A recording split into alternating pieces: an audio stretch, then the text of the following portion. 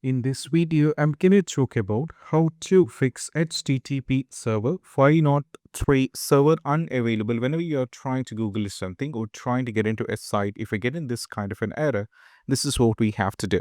So the first thing what you need to do is we have to load up your Google Chrome. Now from here, you have to click on the three dot menu and from here, navigate to the settings here. Now from here, navigate to the privacy and security. And from here, we have to scroll it down and navigate to the option called third-party cookies here. Now from here, what you need to do is you can see this. You can see there is many kind of an option here. There is an option called see all site data and permission. Click on this.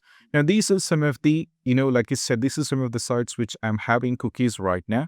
For example, imagine that I'm having trouble with my website that called gettroytips.com. If I'm trying to get into this, if I'm getting this error code 503, what I need to do is just find the website from here, or you can search here at the top as well. Both are fine. You can just scroll it down and navigate to it.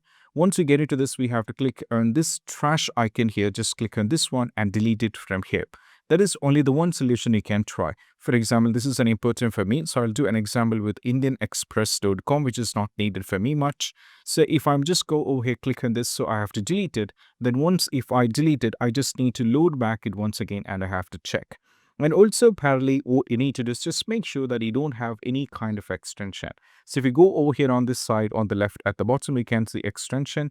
If you're having any kind of an extension from the Chrome Web Store, try disabling the extension. And afterwards, you just need to go back and try reloading and you'll not be having the trouble. And this is what we have to do. So these are the steps and I'll see you in the next video. That's it. Bye.